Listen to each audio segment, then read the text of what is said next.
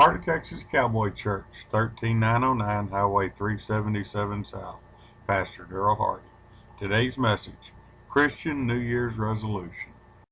So our message today is the Christian New Year's Resolution. And our passage is going to be out of Ephesians chapter 5, if you'd like to turn there. Ephesians chapter 5, verse 15 through 17. Of course, we'll look at a few others. But I was really amazed that I was writing a sermon on New Year's again. I guess as you get older, time just happens to speed up or something. I don't know. But I'm afraid what this year is going to be like if last year was so fast. Because I tell you what, I'm getting pretty old, my wife says, and it's going to go real fast this year. So anyway, I'm sure all of y'all have all seen these magazines that they put out at the end of the year, with the edition of, it has all the articles recalling all the people and the things that were in the news, throughout the year. And a lot of the magazines also have these articles with the so-called experts predicting what's going to happen next year. Y'all seen those, especially National Enquirer.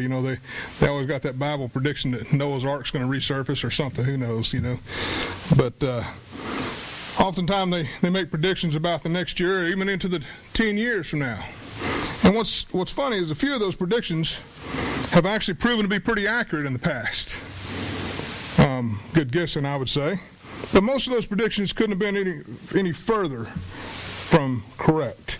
And I got one as an example I wanted to read to you. I thought it was pretty neat. Back in 1967, the experts predicted that by the turn of the century, technology would have taken over so much of the work that we as Americans do that the average American work week would only be 22 hours a week, and we would only work 27 weeks out of the year. And our major problem in America would be deciding what we would do with all of our leisure time and money. Boy, I don't know about your life, but they missed the mark when they're talking about mine. I can tell you that. I don't have much leisure time, and I sure don't have no leisure money. So I don't know where they come up with that. Matter of fact, we seem kind of busier today than we've ever been in our lives, aren't we? Before we go on with that, though, I'm going to tell you a story I thought was pretty cute. It's a story about a rather old-fashioned lady, and I hope I don't upset anybody or embarrass anybody. About jokes. You always kind of feel on the edge whether you tell them. It's just a joke, folks, all right? So get your feelings off your shoulders. It's just a joke. Anyway, it's a story about this rather old-fashioned lady who was planning a couple of weeks' vacation in Florida. She was also quite delicate and elegant with her language, and she wrote a letter to a particular campground asking for reservations. She wanted to make sure the campground was fully equipped, but didn't know quite how to ask about the toilets facilities. She couldn't just bring herself to write the word toilet in her letter. She was too elegant. After much deliberation, she finally came up with the old-fashioned term bathroom commode. But when she wrote that down, she thought it was being a little bit too forward, so she rewrote the entire letter and referred to the bathroom commode simply as BC. Does the campground have its own BC? ?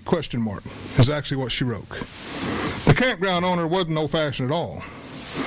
And when he got the letter, he couldn't figure out what the lady was talking about. The word BC really stumped him. He wasn't quite sure. And after worrying about it for several days, he showed the letter to other campers, and they couldn't figure it out. Didn't know what the lady was talking about. The campground owner finally came to the conclusion the lady must be asking about the local Baptist church, BC. Do you have a BC, a Baptist church? So he sat down and he wrote the following reply. Dear Madam, I regret very much the delay in answering your letter, but I now take pleasure in informing you that the BC is located 9 miles north of the campsite and is capable of sitting 250 people at one time. I admit it's quite a distance away if you're in the habit of going regularly, but no doubt you'll be pleased to know that a great number of people take their lunches along and make it a day of it. They usually arrive early and stay late. The last time my wife and I went was 6 years ago, and it was so crowded we had to stand up the whole time we was there. It may interest you to know that right now there is a supper planned to raise money to buy more seats. They plan to hold the supper in the middle of the BC, so everyone can watch and talk about this great event. I would like to say it pains me very much not to be able to go more regularly, But it's not for lack of desire on my part. As we grow older, it seems to be more and more of an effort, particularly in cold weather. If you decide to come down to the campground, perhaps I can go with you your first time to go and sit with you and introduce you to all the other folks that are sitting there. This is really a friendly community, and we welcome you to come. So, that's just, I don't want to go camping there. But I decided to share that with you. And I was going to share you a story with you about when I met my son-in-law. I hope you're recording this so you can hear it online. My daughter brought her fiance home to meet me. After dinner, I asked him to go into the study for a chat. I said, so what are your plans? Well, I'm a theology scholar, he said. Admirable. But what will you do to provide a nice home for my daughter? Well, I will study God. I will study, he said, and God will provide. And how will you afford to raise children? Well, God will provide. The man left the study and asked the mother asked her husband, well, how did it go? I said, well, it went very well. I like him. He has no money and he has no employment plans, but on the other hand, he thinks I'm God. So I let him marry my daughter. And I hope he hears that online. So, all right. Anyway, back to our message. I just didn't want to leave that out.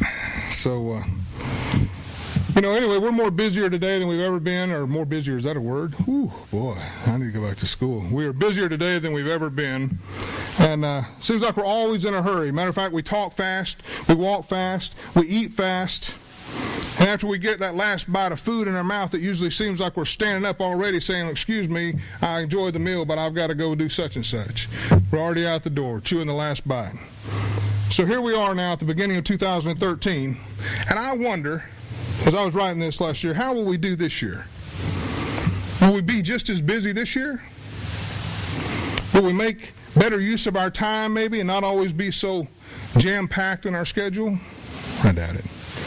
When 2013 is over, will we look back on it with joy or regret?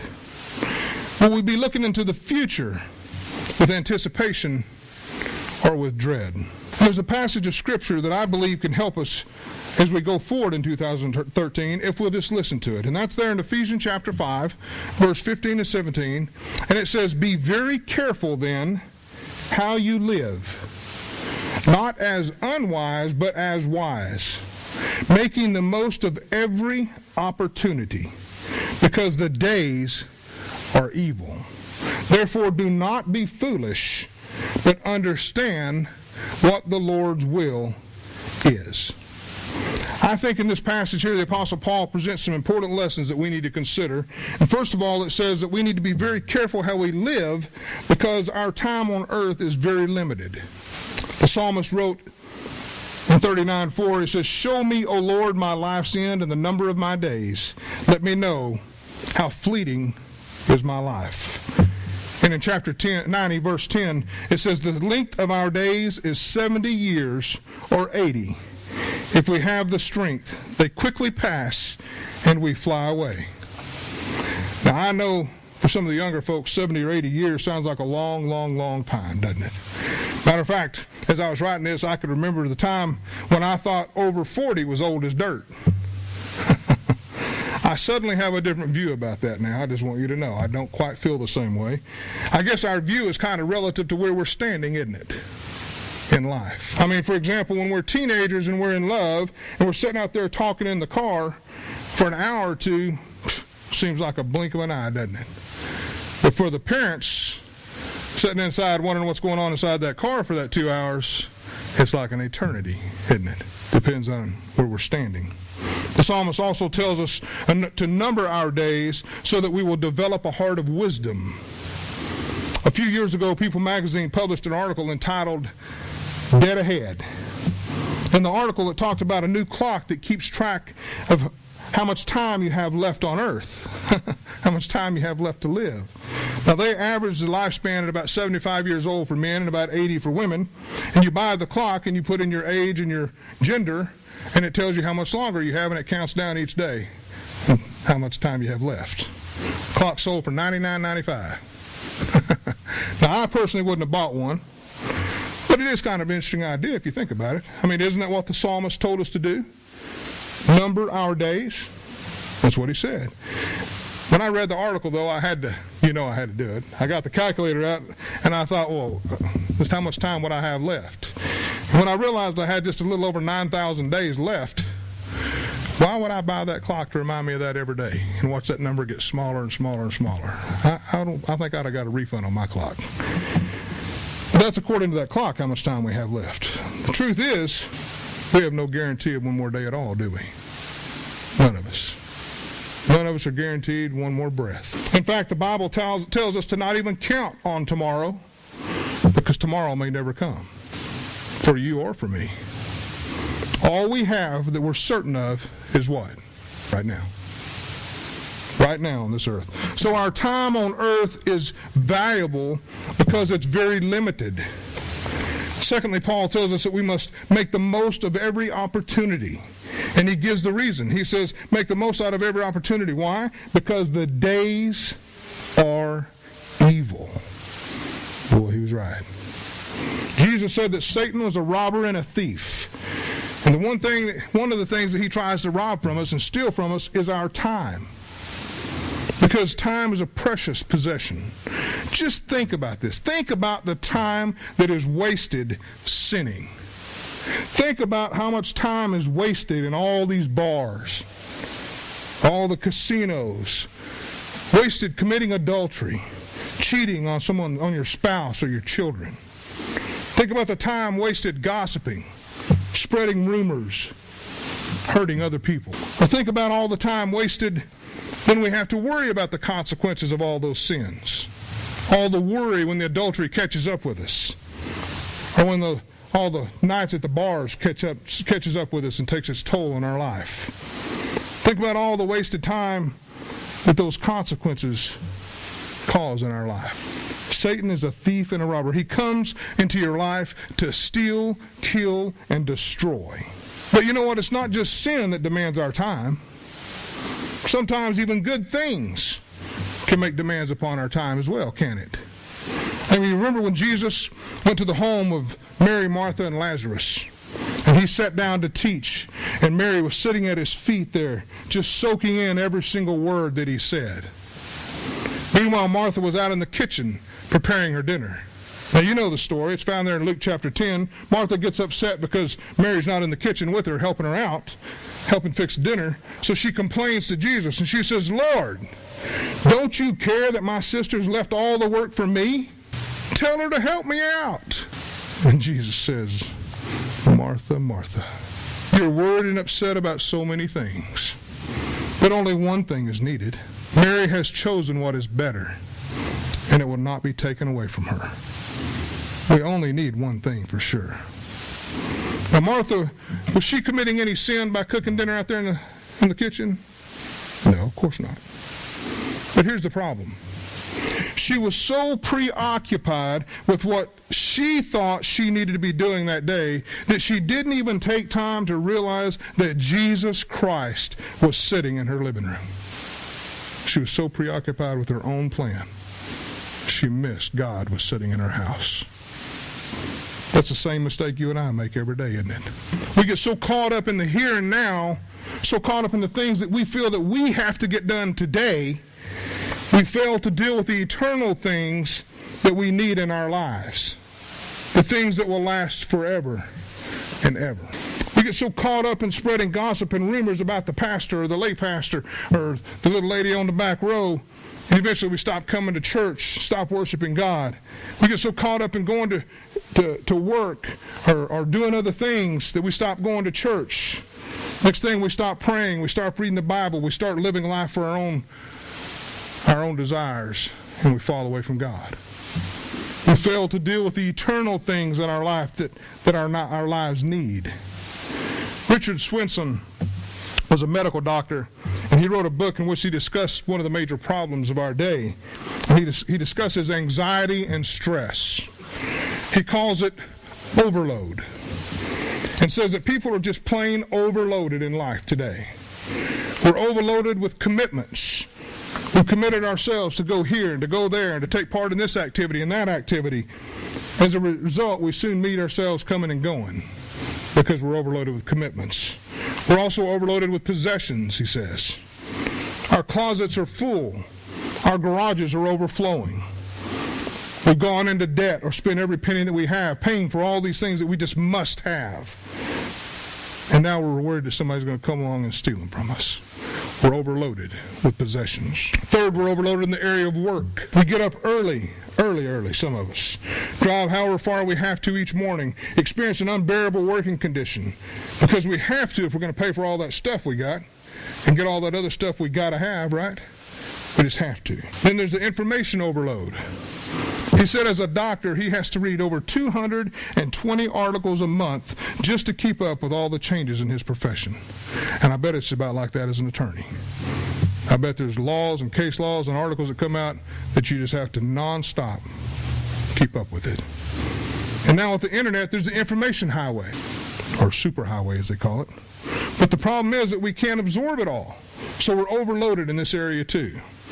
I can go on and on, but you get the point. Right? There's so many demands on our time in life, so many good things that need to be done, but in the year 2013, there's only going to be 8,760 hours. That's all there's going to be in this year, just like every year before it, except leap year. 8,760 hours. And we need to make the most of every opportunity that we have in our life. So what are we supposed to do? The first thing we need to understand what the Scripture says, understand the Lord's will.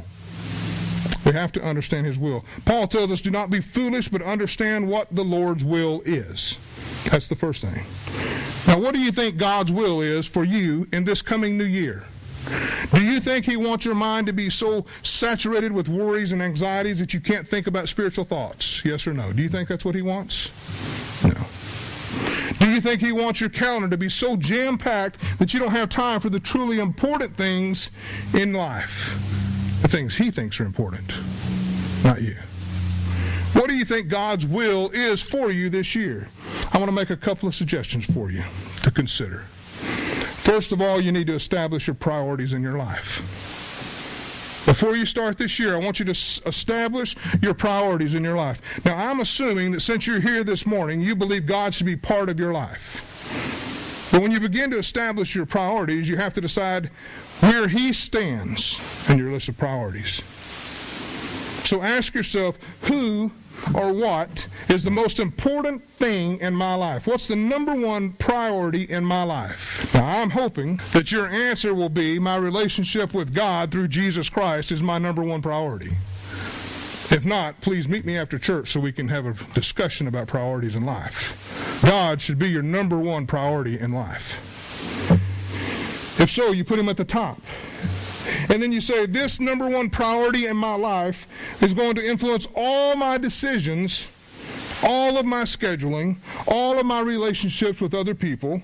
My entire outlook on life is going to be based upon my number one priority, because it's number one. Therefore, when Sunday rolls around, neither rain nor shine, nor football, nor sleeping in is going to get in my way of going to church and worshiping my God as He has told me to do. I will worship the Lord as He has instructed me, and nothing's going to stop it, because He is my number one priority. Next, you need to schedule some definite time each day to pray and to read His Word. Time that under no circumstances will you allow anything to interrupt it. And I mean anything, because He's your number one priority. Go back to that list. We're not going to allow anybody uninterrupted. Just set that time. Let your family know. This is my time to spend with God. If you want me to be the wife, the husband, the father, the mother, the child that you want me to be and that God wants me to be, then don't interrupt me, because I need to spend time with my Father in heaven. This is my time with my God. Don't interrupt me. Respect that time, please, so I can be the husband you need, the wife you need, the father and the mother. Then turn off your phone, because I promise you if you don't, it'll ring 75 times during that time. Satan will try to steal that time. Turn off the phone and spend time with Him during that time.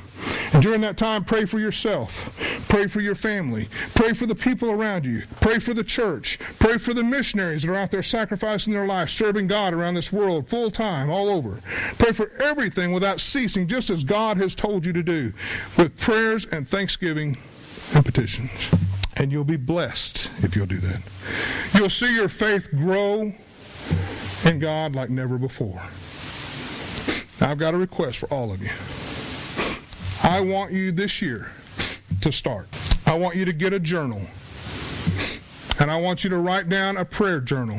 I want you to write every single prayer that you pray throughout the day in that journal. And you say, why in the world would I do that? Let me tell you why. Because at the end of the year, I want you to go back and read those prayers. And I want you to just see how much God has worked in your life. You see, the thing is, we pray so much, and it may be a little prayer, and we forget about it in a couple of days, but God never forgets. He hears every single word his children ask for. He hears them. And he answers them, and if we don't remember it, we don't give him the credit he deserves. And our faith just floats along. But if we recognize what he's doing in our lives, see, if we're focused on him, then our faith, what? It increases, it grows. I did this one time, and I do it quite often. And I remember writing down specifics of my prayers that I knew, only God could answer these. These were prayers that couldn't happen. And I look back at the end of the year, and I'm telling you, God answered some of those prayers in the minute detail, in the most detailed way that only God could have done. And it increased my faith so much in him that I've never stopped doing that.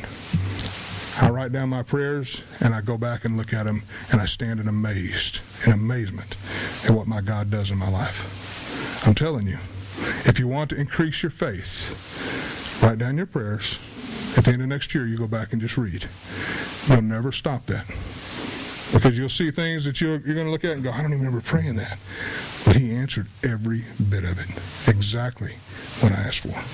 Not only that, when he don't answer it, you'll say, you know what, he didn't answer that. And let me tell you, what does that do?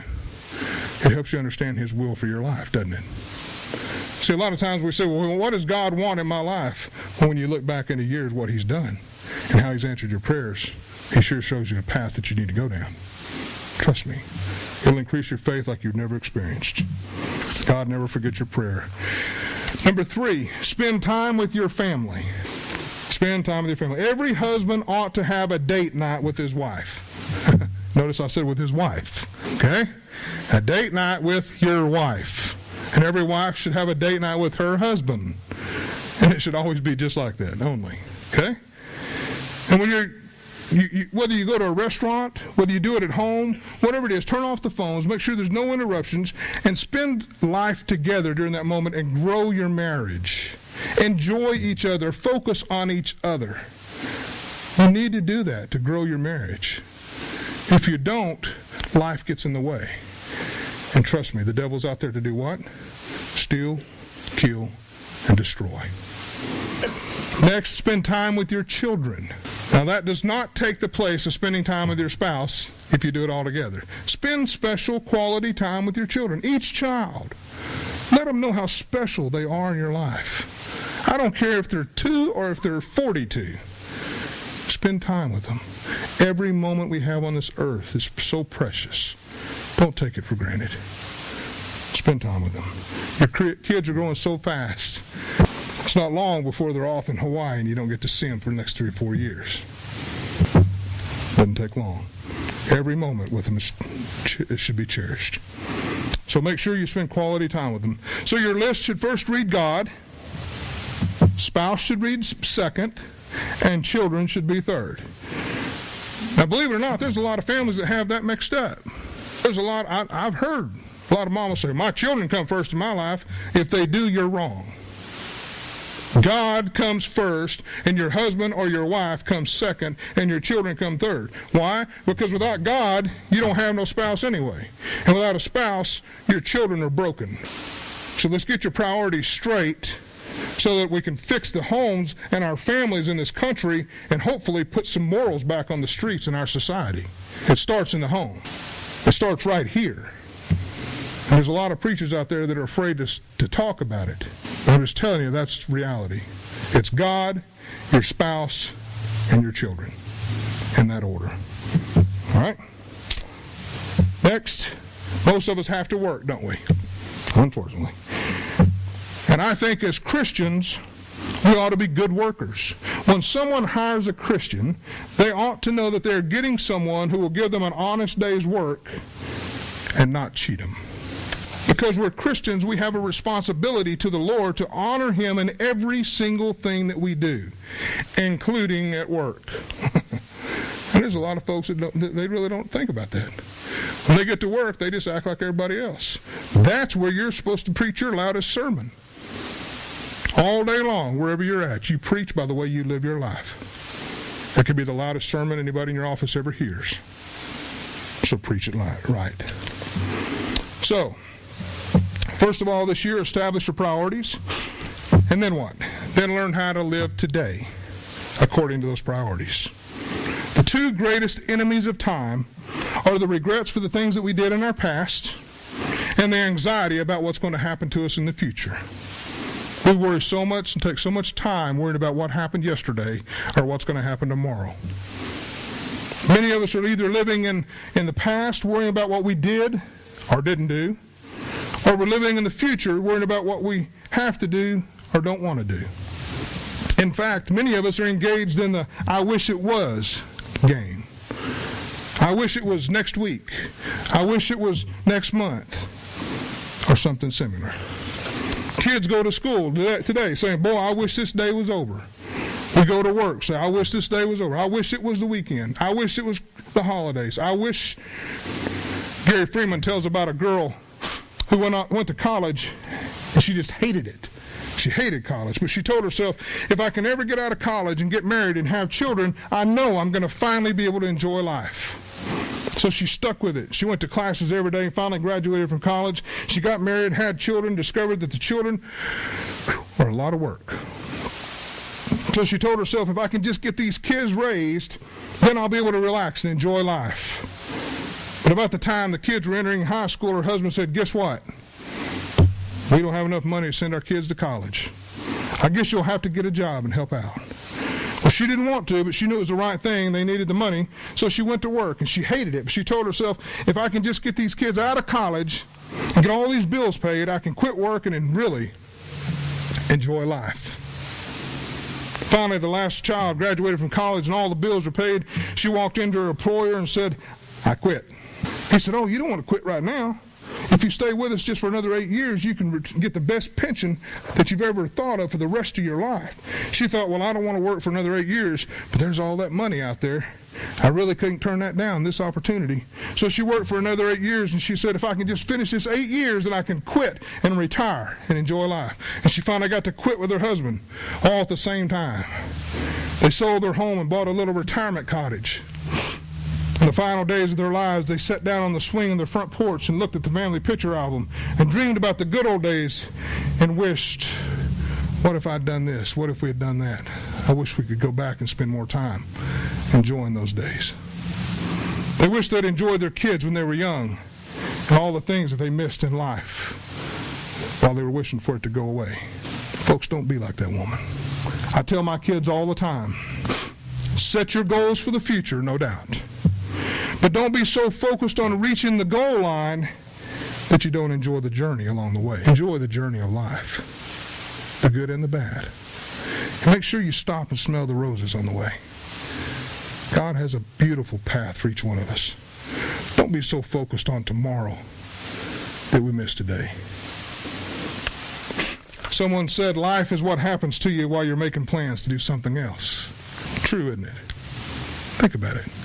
We're always making plans for something else to be better than what we're doing right now. And life just passes right on by. Another year has come and gone, and I cannot believe how fast it went. Help us, O Lord, to redeem the time. So have a happy new year.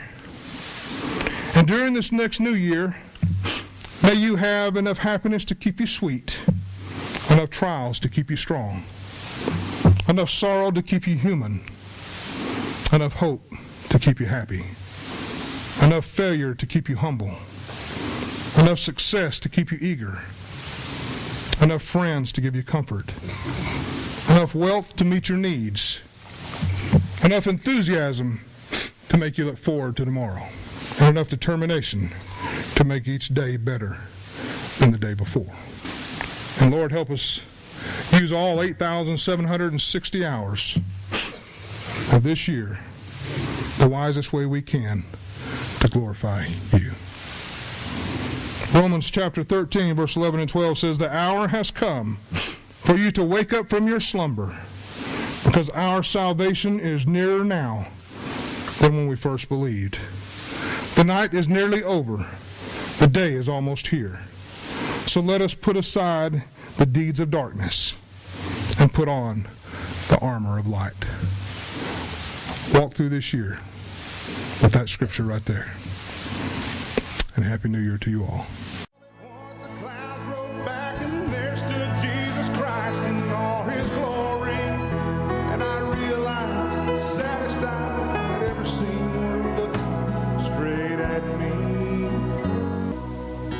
I guess I was awakened by the penetrating sound of my own scream, and it didn't take me long to stumble out of bed and fall down on my knees.